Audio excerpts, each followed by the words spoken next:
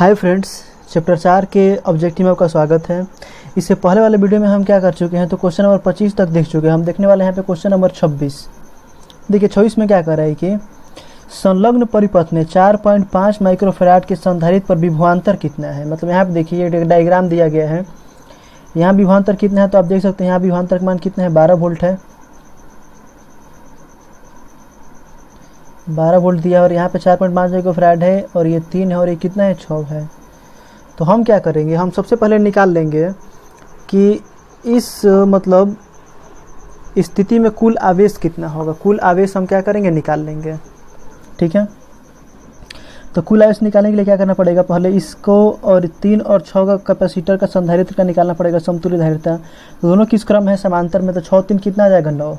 जो अगला डायग्राम बनेगा उसमें क्या होगा, यहाँ पे 4.5 होगा और फिर इसके साइड में क्या आएगा, 9 आएगा। मतलब यहाँ पे 4.5 तो 4.5, यहाँ पे कितना आएगा, 9। दोनों किस क्रम में होंगे, श्रेणी क्रम में। अब देखिए जब दोनों श्रेणी क्रम में होंगे और दोनों में कितना लगा होगा, 12 वोल्ट का यहाँ पे विभवांतर आप देख सकते हैं जब लगा रहेगा। तो आपने पढ़ा हुआ होगा कि श्रेणी क्रम में आवेश का मान समान होता है। तो हम क्या करेंगे, आवेश निकाल लेंगे, क्यू का मान। तो क्यू का फॉर्मूला कितना होता है, आवेश क्यू बराबर होता है सी भी। सी का मतलब क्या होता है, समतुल्य धारिता। तो 4.5 और 9 की समतुल्य धारिता कितनी हो जाएगी, तो 1/CS का फॉर्मूला हो जाएगा 1/4.5 और 1/9। एलसीएम कितना आएगा आपका, 9। 4.5 से भाग करेंगे तो 2, 9 से करेंगे तो 1, 3/9 भाग करेंगे तो 1/3 पलटेंगे तो मान कितना आ जाएगा, 3। यानी कुल धारिता 3 आएगा। तो यहाँ सी का मान 3 आ गया, भी का मान कितना दिया है, 12। तो टोटल मान कितना जाएगा आपका, 36। तो कैपेसिटर की जो समतुल्य धारिता है, समतुल्य धारिता का मान आप देख सकते हैं, समतुल्य धारिता नहीं बल्कि आप देख सकते हैं समतुल्य आवेश। तो संपूर्ण आवेश का मान कितना आ रहा है, तो संपूर्ण आवेश का मान आ रहा है 36। जब आवेश का मान 36 आ गया तो हमको क्या निकालना है, हमको निकालना है 4.5 वाले कैपेसिटर पर कितना क्या होगा, विभवांतर होगा। हमको क्या करना है, विभवांतर निकालना है। ठीक है, तो हम क्या करते हैं, अब विभवांतर निकाल लेते हैं कि आखिर इस पर कितना विभवांतर होगा। ठीक है, तो भी का फॉर्मूला होता है V बराबर Q बट्टा में C। तो कुल कितना आवेश आया है, 36 बट्टा में C। तो हमको 4.5 में निकालना है, तो बट्टा में क्या आएगा 4.5। दशमलव हटाएंगे तो ऊपर का कितना हो जाएगा, 10। ठीक है, 9 5 45 और 2 5 10, 9 चौके 36 और 4 दूना कितना हो जाएगा, 8। तो आंसर क्या आएगा हमारा, तो आंसर हमारा हो जाएगा 8 वोल्ट। यानी ऑप्शन क्या हो जाएगा आपका, यहाँ से आप देख सकते हैं ऑप्शन हो जाएगा आपका डी, 8 वोल्ट। चलते हैं अगले क्वेश्चन की तरफ। अगला क्वेश्चन है कि 150 समान बूंदों जिनमें से प्रत्येक पर कितना वोल्ट है, 50 वोल्ट का विभव है, आवेशित किया जाता है। तो इन्हें जोड़कर हम नई बूंद बनाएंगे तो नई बूंद का विभव क्या होगा। आप देखिए क्वेश्चन 2 टाइप का पूछता है, एक तो विभव पे पूछता है, एक कैपेसिटर पे, धारिता पे। तो अगर कैपेसिटर निकालना हो तो आपको बताया गया था कि 125 का हम घनमूल निकालेंगे तो मान कितना आएगा, 5, और इसमें जितना कैपेसिटर दिया होगा उससे गुना कर देंगे तो आपका कैपेसिटर निकल जाएगा। लेकिन अगर क्वेश्चन में विभव पूछ दे तो हम क्या करेंगे, देखिए ये जो 125 दिया है इसका हम पहले क्या करेंगे, घनमूल निकालेंगे, और घनमूल निकालने के बाद हम इसका वर्गमूल मतलब वर्ग कर लेंगे। जैसे 125 है तो 125 का घनमूल कितना आएगा, 5 आएगा। फिर हम 5 का वर्ग करेंगे तो 5 का वर्ग यानी 5 का स्क्वायर वर्ग कितना आएगा, 25। और इस 25 में हम क्या करेंगे, जितना विभव दिया उससे गुना कर देंगे। तो विभव कितना है, 50, तो गुना कर देंगे तो मान कितना आ जाएगा, 1250। तो हमारा ऑप्शन नंबर क्या हो जाएगा, ऑप्शन नंबर हो जाएगा डी। चलते हैं अगले क्वेश्चन की तरफ। तो अगला क्वेश्चन है कि निम्नलिखित चित्र में संधारित्र ए पर Q आवेश है जबकि B अनावेशित है। स्विच एस के दबाने के काफ़ी समय पश्चात B पर कितना आवेश होगा।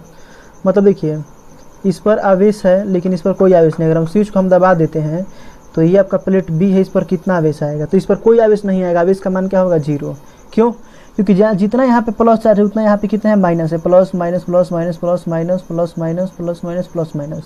तो जितने माइनस रहेगा सब प्लस के द्वारा क्या होगा, आकर्षण बंध द्वारा बंधा होगा। कोई भी माइनस खाली नहीं है कि वो यहाँ से यहाँ निकल के आए। जितने माइनस है वो सब प्लस द्वारा क्या है, आपस में बंधे हुए हैं। तो इस पर कोई आवेश नहीं जाएगा। तो बी पर आवेश का मान कितना हो जाएगा, 0। तो हमारा ऑप्शन नंबर क्या हो जाएगा, ए। चलते हैं अगला क्वेश्चन। अगला क्वेश्चन है कि 15 अपेक्षित परावैद्युता वाले एक माध्यम से भरे, मतलब ध्यान से देखना है क्वेश्चन में, जो माध्यम है उसका परावैद्युतांक कितना है, 15 है। अपेक्षित विद्युत वाले माध्यम से भरे संधारित्र ए की धारिता कितनी है, 15 माइक्रोफैराड है। और वायु, एक दूसरा संधारित्र उसमें क्या है, वायु भरा है। वायु से भरे संधारित्र बी इसकी धारिता कितनी है 1 माइक्रोफैराड। दोनों को हम क्या करते हैं तो 100 वोल्ट की बैटरी से अलग अलग आवेशित किया जाता है और आवेशन के पश्चात दोनों को बिना बैटरी तथा बिना परावैद्युतांक के समांतर क्रम में जोड़ा जाता है। तो उभयनिष्ठ विभव का मान कितना होगा। तो देखिए जो हमारा चालक ए है इसकी धारिता कितनी है 15 माइक्रोफैराड है और कितना वोल्ट पे इसको मतलब विभवांतर कितना वोल्ट देना है तो 100 वोल्ट देना है। तो इस पर कितना आवेश होगा हम निकाल लेंगे Q बराबर, तो Q बराबर कितना हो जाएगा C भी।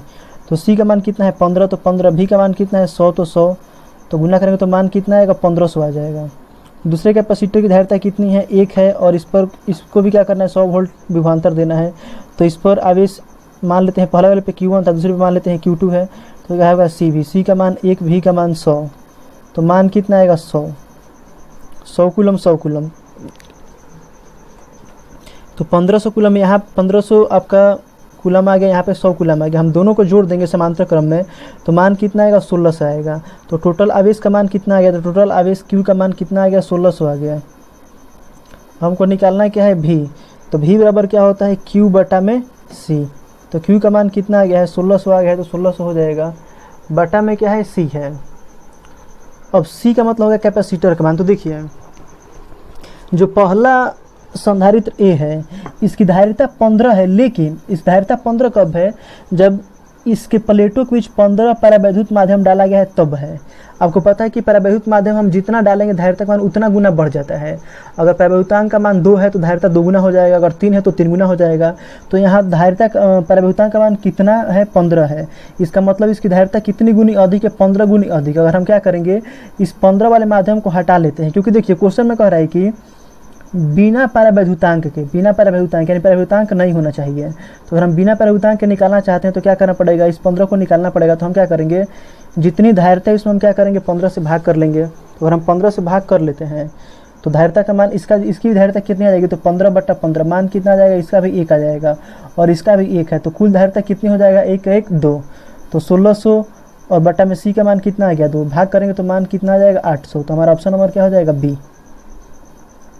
अगला क्वेश्चन है कि प्रत्येक संधारित्र की धारिता 10 माइक्रोफैराड है, तो बिंदु A और B के बीच तुल्य धारिता कितनी है। मतलब यहाँ पे देखिए यहाँ भी 10 है, यहाँ भी 10 है, यहाँ भी 10 है, यहाँ भी 10 है और बीच में भी कितना है, ये थोड़ा इधर बना दिया है, इसको बीच में बनाना चाहिए था। जैसे यहाँ पे यहाँ भी कितना है 10 है। तो कह रहा है कि A और B के बीच समतुल्य धारिता कितनी है। तो देखिए अगर ऐसा क्वेश्चन आपको आता है तो क्या करना पड़ेगा, आपको अप्लाई करना पड़ेगा वीट स्टोन। जैसे वीट स्टोन में क्या होता है P होता है, Q होता है, R होता है और S होता है। तो आपको देखना है पहले कि क्या P बटा Q बराबर R बटा S है। तो अगर हम कंपेयर करें तो P बटा Q मान निकालेंगे तो 10 बटा 10 और R बटा S मान निकालेंगे तो 10 बटा 10, यानी दोनों क्या है बराबर है। अगर किसी क्वेश्चन में P बटा Q और R बटा S बराबर हो जाता है तो हम क्या करते हैं बीच में जितना मान दिया रहे 10 दिया रहे 20 दिया रहे 50 इसको हम छोड़ देते हैं। रूल यही कहता है, वीट स्टोन के सिद्धांत में यही कहता है कि अगर P बटा Q बराबर R बटा S आ जाता है तो ये बीच में जितना कैपेसिटर जुड़ा है सब क्या होगा हट जाएगा। तो ये बीच वाला क्या होगा सब हट जाएगा। जब सब हट जाएगा तो क्या बच जाएगा, यहाँ बच जाएगा 10, यहाँ बच जाएगा 10। अब ये 10 और ये 10 दोनों किस क्रम में है, श्रेणी क्रम में है। तो आप जब मान निकालेंगे 1 बटा 10 प्लस 1 बटा 10 तो मान कितना आएगा 2 बटा 10, घटाएंगे तो मान कितना आएगा 1 बटा 5, पलटेंगे तो मान कितना आएगा 5। तो ऊपर वाले का मान कितना आएगा 5, यानी 2 नहीं रहेगा, अब 1 रहेगा तो मात्र 1 रहेगा, इसका मान कितना आएगा 5। नीचे में भी सेम होगा, 2 नहीं रहेगा 1 रहेगा और मान कितना आ जाएगा 5, तो नीचे भी मान कितना आ जाएगा 5। अब A और B के बीच 2 कैपेसिटर है, ऊपर 5 और नीचे 5, दोनों यहाँ से स्टार्ट है यहाँ पे ख़त्म है, दोनों समांतर क्रम है। तो आप सीधे जोड़ देंगे तो 5 और 5 कितना आ जाएगा 10। तो सिंपल बता रहे हैं, टिक याद रखिए। अगर चारों जगह 10 10 मतलब चारों जगह का मान सेम हो, यहाँ का भी मान, यहाँ का भी मान, यहाँ का भी मान, यहाँ का मान, अगर चारों का मान समान है, चाहे इसका अनुपात और इसका अनुपात क्या है बराबर है, ठीक है। तो अगर चारों का मान समान होता है तो आंसर भी उतना ही आता है। अगर मान लो यहाँ 10 है, यहाँ 10, यहाँ 10, यहाँ 10, तो समतुल्य धारिता का मान कितना आ जाएगा 10 ही आएगा। अगर मान लो यहाँ 5 है, यहाँ भी 5, यहाँ भी 5, यहाँ भी 5, तो आंसर कितना आ जाएगा 5 आ जाएगा। चलते हैं आगे। कह रहा है कि एक 2 माइक्रोफैराड के संधारित्र को चित्र में दर्शाए अनुसार आवेशित किया जाता है। जब स्विच S को 2 पर घुमाया जाता है तो संग्रहित ऊर्जा की प्रतिशत ह्रास कितना होगा। मतलब देखिए पहले स्विच 1 पर है। अब देखिए जब पहले स्विच 1 पर है तो ये देखिए इस डायग्राम में आप देख सकते हैं, इस डायग्राम में केवल एक कैपेसिटर जुड़ा हुआ है 2।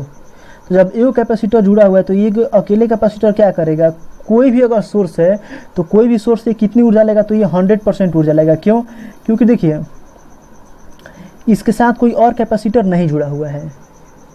जैसे मान लेते हैं 100 रुपया है, अगर एक ही आदमी को देना है तो आप 100 रुपया ही तो देंगे। अगर 100 रुपया आपको देना ही है और आदमी को अगर एक ही आदमी हो तो आप कितना रुपये दे देंगे, 100 रुपया दे देंगे। तो ये भी क्या करेगा कि जब कैपेसिटर को हम ए पर रखेंगे तो इसके साथ कोई कैपेसिटर नहीं जुड़ा है, तो ये कितनी ऊर्जा का उपयोग करेगा, 100% ऊर्जा का उपयोग करेगा। अब देखिए जब एस को हम 2 में घुमाते हैं, अब देखिए जब हम एस को यहाँ 2 में घुमा देंगे तो क्या होगा, अब ये 2 माइक्रोफेराड है, यहाँ कितना माइक्रोफेराड है, 8 माइक्रोफेराड है। अब क्या होगा, ये जो 100% ऊर्जा थी इसका कुछ भाग 2 के पास जाएगा, कुछ भाग 8 के पास जाएगा। अब देखते हैं कि इसके पास कितना आएगा, इसके पास कितना आएगा। तो टोटल ऊर्जा कितनी है, 100, तो 100 अगर हम निकालते हैं तो कि 2 के पास कितना गया, तो ऊपर हो जाएगा 2 और नीचे 8 और 2 कितना हो जाएगा, 10।